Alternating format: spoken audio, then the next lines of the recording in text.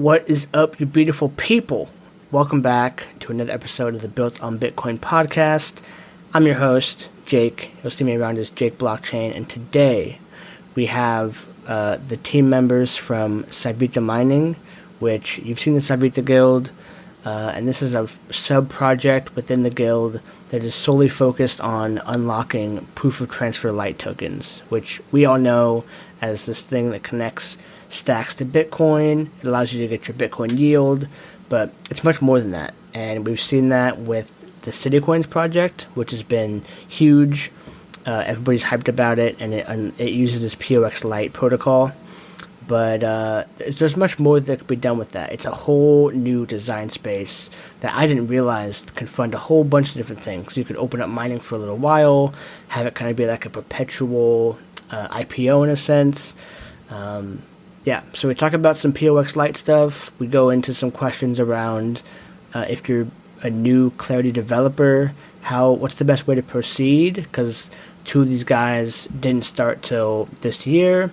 And a bunch of stuff like that. So great talk.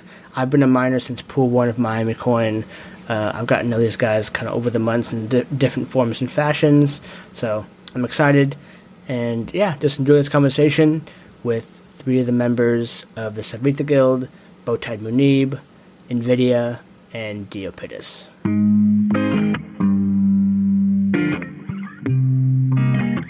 Welcome to Built on Bitcoin.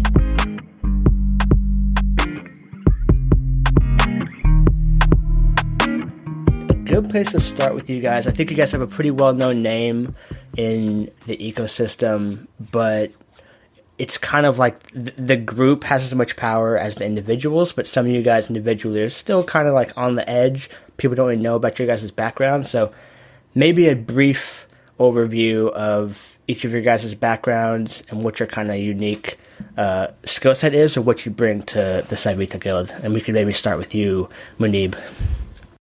Yeah, sure. So my background is in finance and investments. I manage a multi-billion-dollar investment portfolio for a business, and I've been doing that for probably, I guess, going on almost 10 years now. It's a good gig, but I've being in the investment space, you see the writing on the wall that like blockchain is coming, and it's really going to transform a lot of what's going on in like the legacy financial system. And so I wanted to be a part of that, right? And I found Stacks, and I was like, this technology is great. And and then I found out about CityCoins, and I came to the conclusion on my own probably a couple of years ago that like government is really broken, and that that we primarily broken because there's no feedback mechanism like with results, right? Like if you own a business, if you have a business, that business, the value of the equity of that business is really going to fluctuate based upon the value that business is providing, and the value that it's providing to the equity. With government, there's no accountability for results. There's less accountability for results, right? Because these officials are elected into office, and there's like no key performance indicators or metrics that they're measured based upon, right? There's no market feedback mechanism. And I think that CityCoins really maybe has the potential to really create that market feedback mechanism. So anyway, that's my background. I'll pass it off to Dio. Yeah, so I'm E36. I go by Dio for short. My background is in digital marketing and software development. So currently I've been focusing a lot on development, as has been the case with kind of, all the building that we've been doing lately with the CityCoins project. So specifically for Syvita, mainly the projects that I've been involved in have all been around, initially when we launched MiamiCoin.com, which was where Miami Coin was activated by miners. It was mined as well as people can still stack there.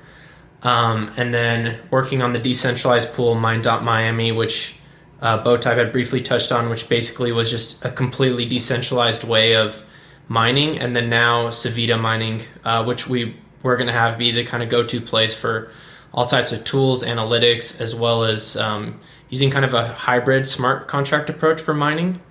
So the smart contract is actually being able to hold all the funds, being able to mine. But we are able to, using our analytics behind the scenes, most effectively mine using it versus, it just mining a certain amount every block. And are you doing more front end or smart contract? And how's it been working in this kind of Web3 era? So Web3 has been amazing. I've loved the experience that I've had. I mostly work on the front end, but I do a little bit of Clarity. But NVIDIA is the Clarity prodigy of our team. Got it. Okay. NVIDIA, what's some of your background and your deadly skill set? Hey, a year and a half ago, I dropped out of school to do software engineering full time. And earlier this year, in like February, March, I really wanted to get into crypto, but it felt like there's a very high barrier to entry, with like maths and just technical skills, which I didn't necessarily have as many of at the time. And then I came across the Syvita Guild, and I mean, it just seemed like a really amazing place where people were coming from all different backgrounds, wanting to start really cool projects and stacks. So yeah, I reached out to Asteria, and he introduced me to Dio, and I mean, we just started working on things together, starting with Sidepool. And at the time, like I really wanted to learn Clarity. I had never learned any kind of smart contract language before, so I just spent like weeks just like really getting to the bottom of it and figuring it all out. And now I can get up smart contracts like pretty quickly. We always knew a little bit of like front end stuff, but we've both been learning it together. And trying all these new frameworks, trying which ones fit us best, and yeah, it's just been really fun. And when you say dropped out of school, are you talking high school, college? Because like given the Syvita Guild, none of that's off the table. Yeah, it would be high school. Got it. You guys are crazy. What has been some of the big like things or unlocks that you've learned from Clarity that you might pass down to someone who's new? Because I'm going into Clarity Universe. Cohort 2, like this next year is going to be educating people on Clarity once I learn it myself. So what would you say to someone like me who's about to deep dive into it? Any advice? Well, for me, what I find most useful was really just asking more questions when you're unsure of something, because I'm really terrible at that. Like I'd spend hours on just one little problem where I know I could ask like at a question and someone will get back to me. Like I know I could do that, but then I was just scared to do that, and it's just I wasn't used to doing that. So, but it can really help accelerate your learning if you just keep on asking questions.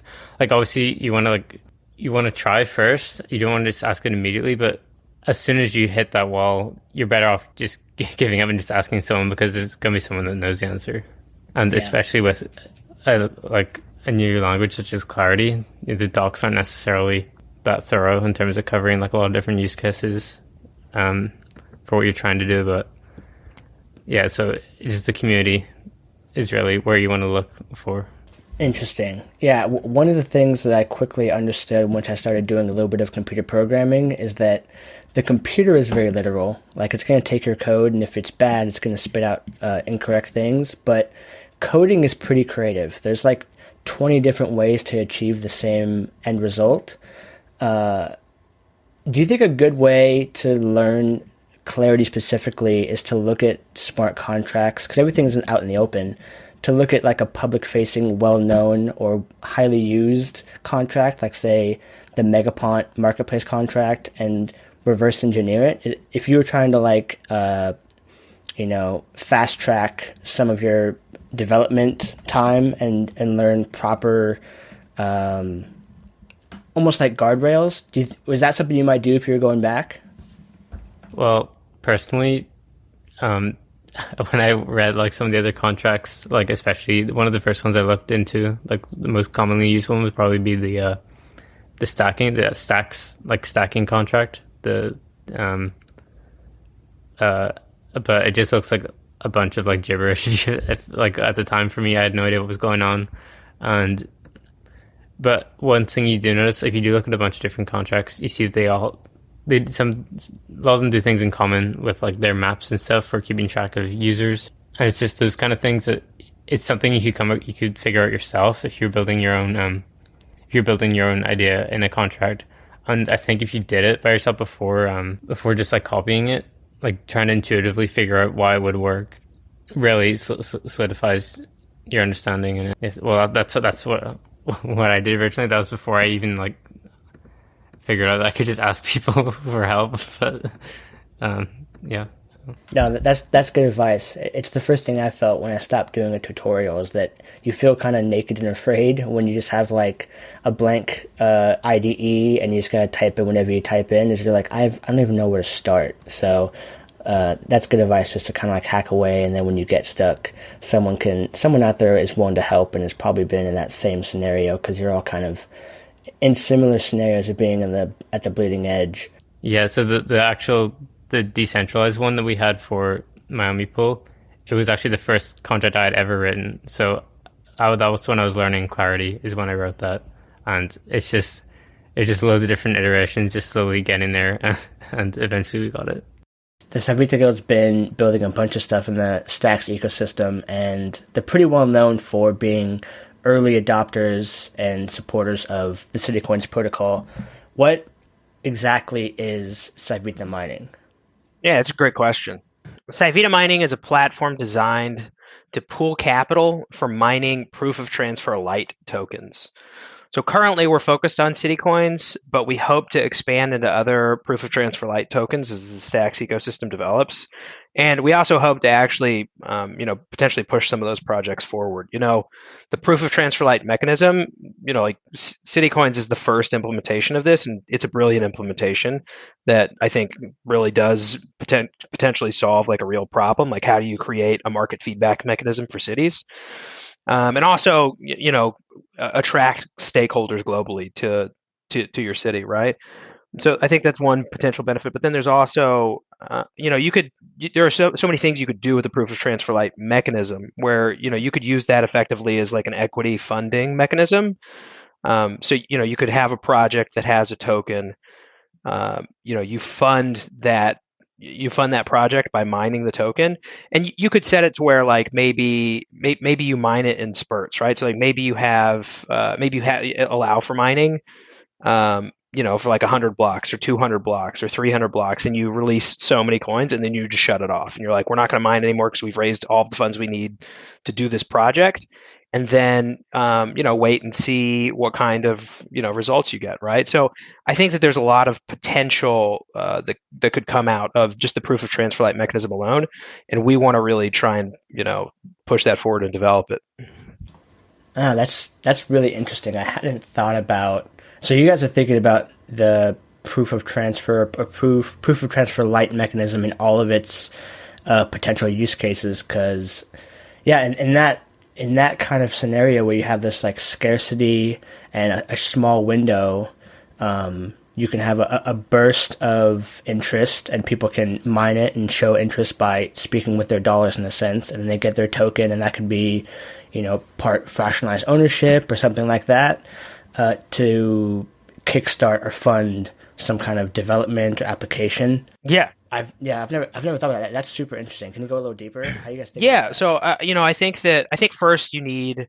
So I actually believe that maybe the proof of transfer light, the whole mechanism itself, may have like CityCoins is obviously a great like a great project, and I believe that there's already traction, right? You've already seen Francis Suarez effectively in the city of Miami. They've picked up the bag. You've seen Eric Adams of New York. He's effectively come out and said that they want their own city coin. They're likely to pick up their bag, right? So you're already starting to see adoption of the actual protocol. But I also believe that you could just as easily see these kinds of use cases with like a real business. And again, like use that as like an equity funding mechanism. I think that there's a lot of different things that you could do, right? So you could have, you could have the stacking rewards effectively. Like you could allow for like continued mining, for instance, right? You could like the mining could go on forever, but you could change the payout from being, say 30% goes to the the wallet of whatever business it is you're funding, you could have the business say, well, you could have like a DAO set up, right, where that business is effectively run by a DAO, and that DAO can decide to say set that wallet contribution for the business to zero. So that way, all stacks that go into mining actually get paid out to the stackers, right? So there are so many different things that you could do there to really fund a business. And I think Patrick has talked about this as well. He's mentioned affinity coins in the past. So I think it's kind of like that. Like there are so many different use cases and different things that you could fund. There are also like industry standards. So there's somebody within the guild. His name's Brian. I can't pronounce his last name, or I can't remember his last name off the top of my head. But he's from Austin, and he's been talking about a project called WholeCoin for a while. And the idea there is effectively like, let's create an industry standard for like Whole Foods, effectively, or like better for you consumer products, and like let's put it on the packaging, right? Let's say that this is a WholeCoin compliant product, and then if consumers were to buy that product, maybe they could get some of that WholeCoin. Maybe they could redeem their purchase for a small amount of WholeCoin or something like that as like a rebate, and in that way kind of be engaged in the ecosystem. So it's just one idea, right? But I think that the idea has legs, and I think that we could probably take it and do something with it.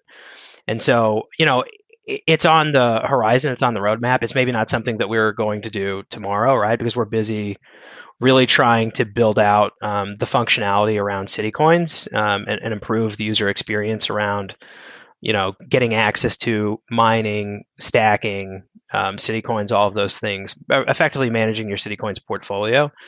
So we want to build out that use case first, but we believe that the proof of transfer light mechanism, that has a diverse and broad set of use cases.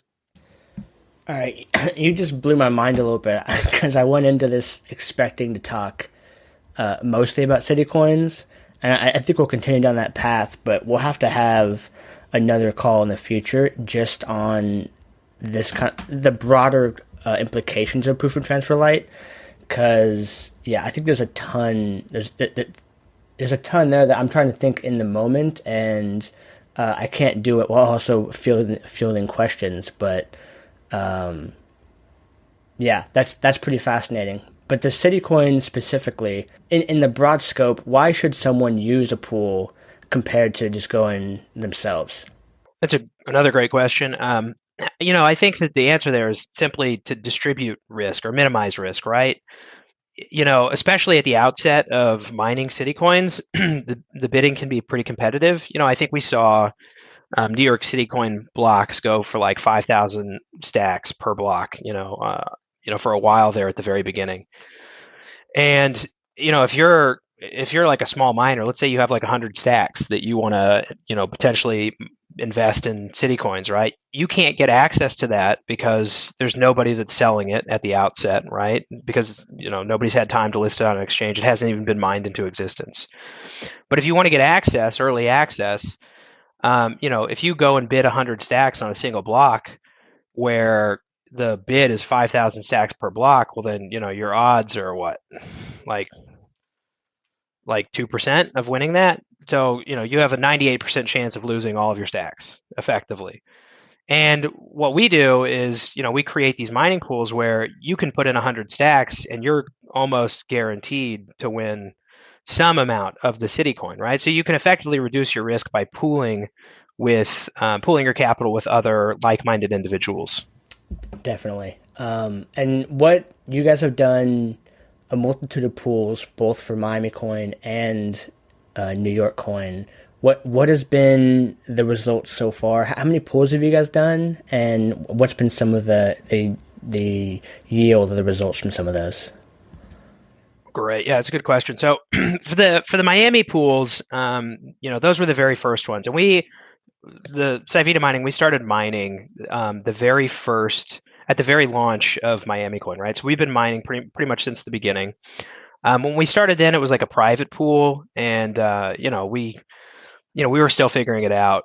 But we mined, I think, 6 manual pools that were managed by myself and one other. And then in the meantime, Dio, NVIDIA, and at the time Asteria were working on building out Mine.Miami, which was effectively a smart contract mining solution. And that went on for a while, but there was some network congestion that was going on at the time, and effectively the implementation was slowed down to such an extent by the network congestion that didn't really work. So we had to kind of go back to the drawing board and rebuild it. But in total for Miami, we deployed 1.2, I call it 1.3 million stacks, and we mined 121 million Miami coin. And then for New York City coin, we have had 3 pools so far. We're on our 4th pool, and we have deployed about 2.5 million stacks, and we've mined over 195 million New York City coin.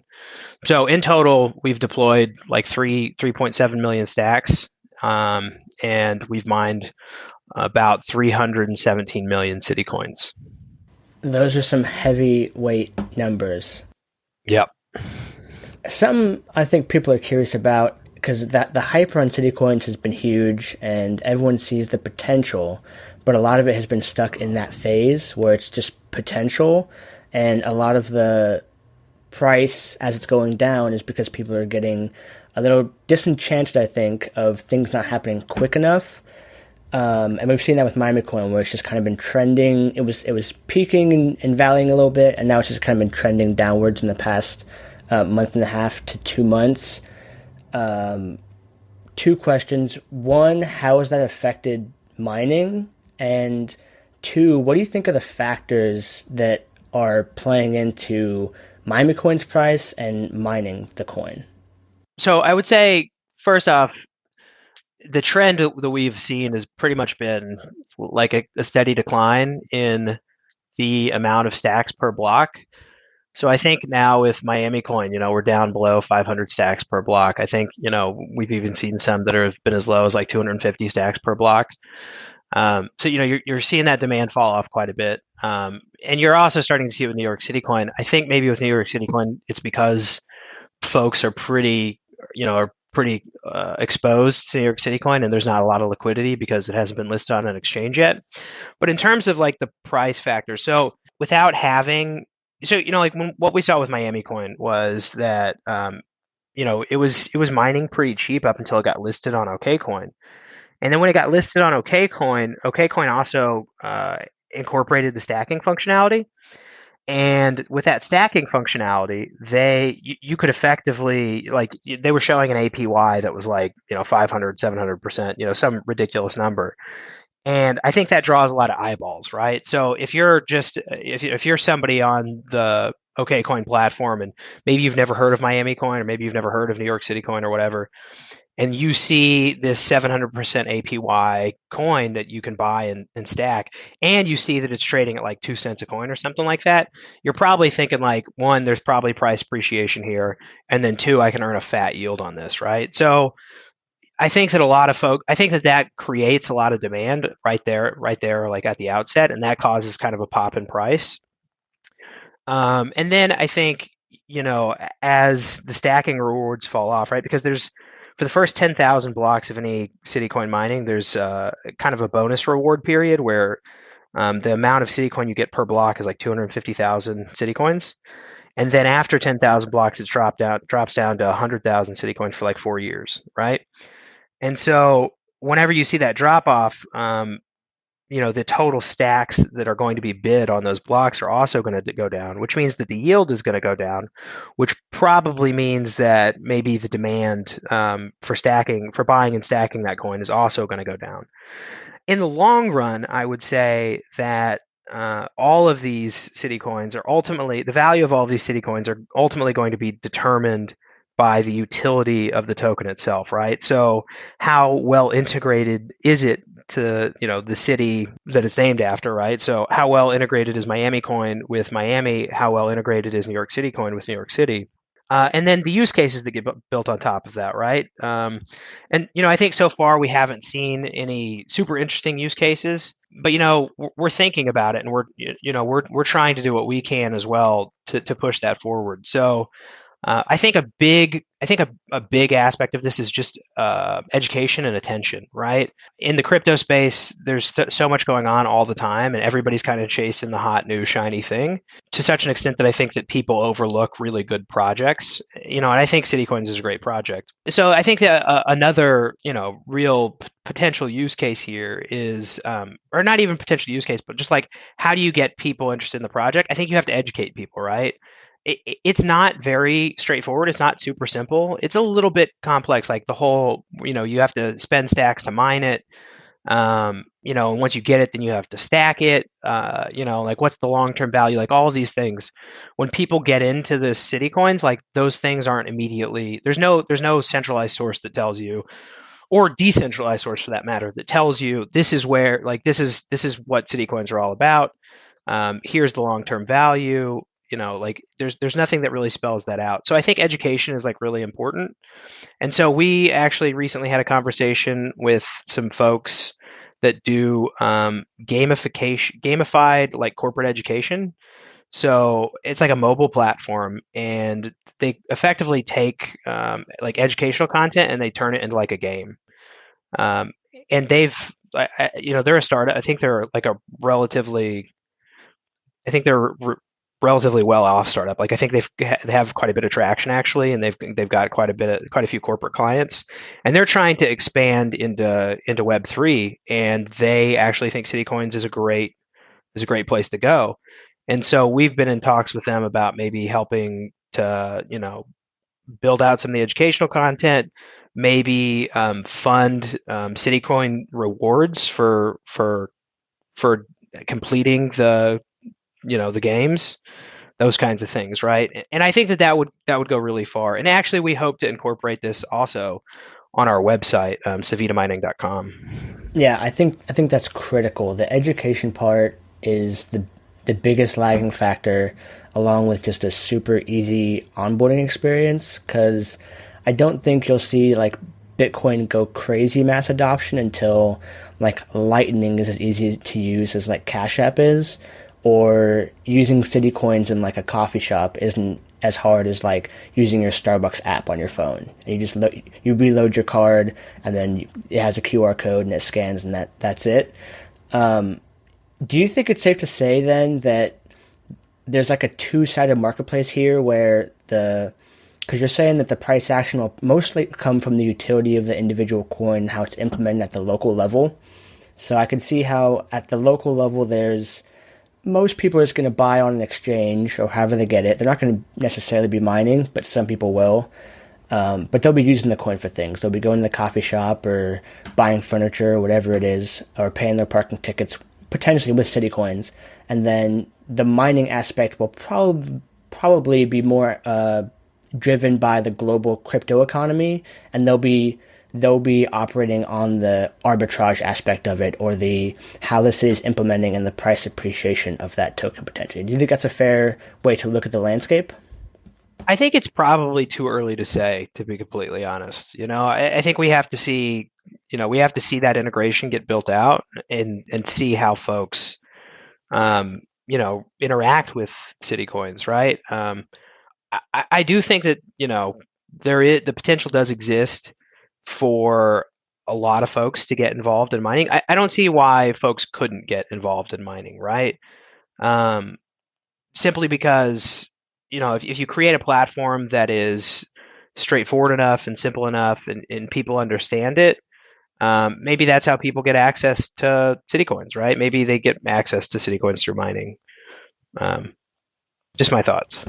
No, I think that if we could educate that part, that would be ideal, because instead of having to go to an exchange and buy it for whatever price you want, if the mining pool gets advanced enough with maybe some analytics, or at least just a history of expected returns, you could pretty much, you can't guarantee anything, but you can almost guarantee that they'll get some subset of coins, but you also get the added benefit of feeding the city's wallet, and if you're a stacker, you're helping aid in that stacking mechanism too. So it has more pros than just straight buying from an exchange does. Yeah, absolutely. I kind of view it as like, if you stop and think about like the way that a business finances itself, like in the equity markets, for instance, there's like an initial public offering like an IPO, and then there's like secondary trading of the stock, right? So if you participate in the IPO, you are directly funding the business.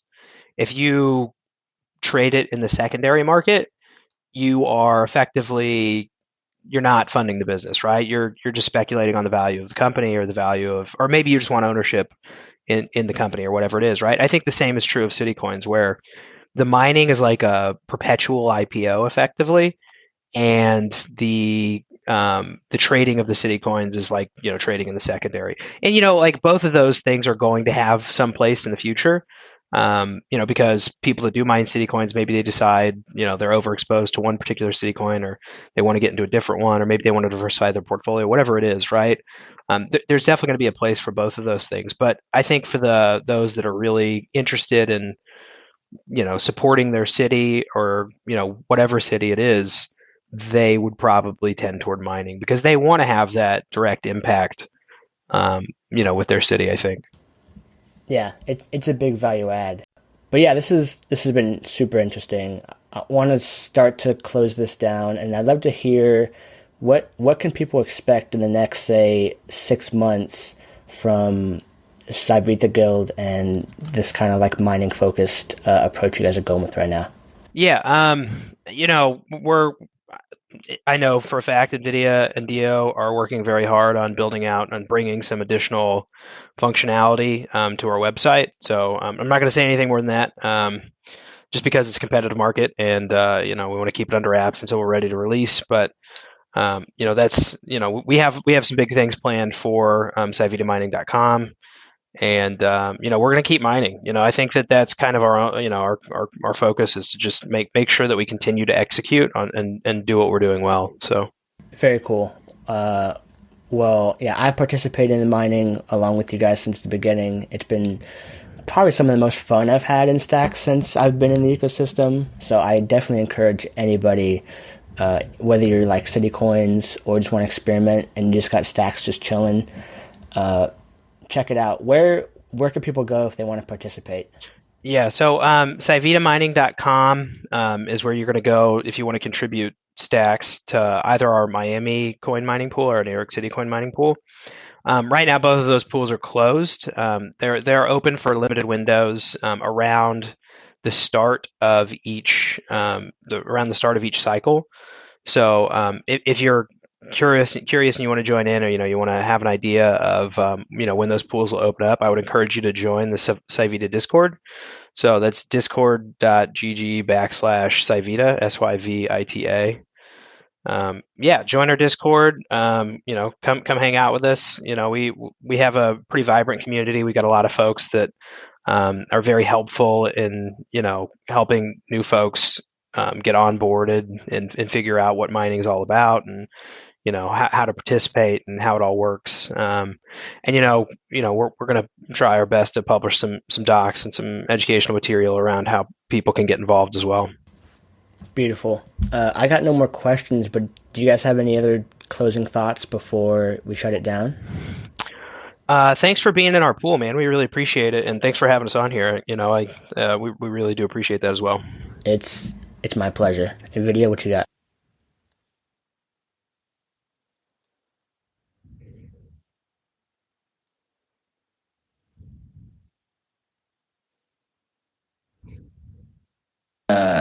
There's just a severe lack. Yeah, no, I'm super down. I think there's just a severe lack of content and exploring all the nuance in the ecosystem. So I was just going to say thanks again. I mean, we're regular listeners. We just caught up on your last one with Mike Sarasati, I think is how you pronounce his last name, is really good. So, well, like you said, we're all building together, right?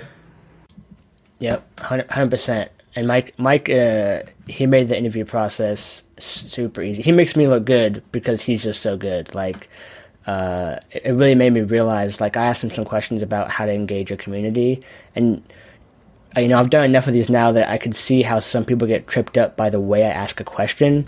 And it can kind of throw off, like, they have to process how I'm thinking about it or how am I wrong and that word's off and they have to tweak it. But he is definitely a master of being able to kind of, like, take what you said, make you feel heard, but then roll with the punches and shift the topic just enough that if I ask a question like, is government unwilling to innovate? Like, that's kind of a loaded question, and I didn't mean it that way. And he'll just shift it to be like, yeah, well, cities aren't startups. So I then go into his next little riff. Like, as I hear that, I'm definitely like, there's life lessons in there of how to engage with people and still make them feel understood and heard, but also give your expertise and have you have it without having to just kind of like talk over people. So, Sorosti's a beast, and I highly encourage everyone, especially if you're interested in CityCoins, that's a must watch for sure. Yeah, he's a master about bridging it. I'm glad that he's kind of our mouthpiece to the city, and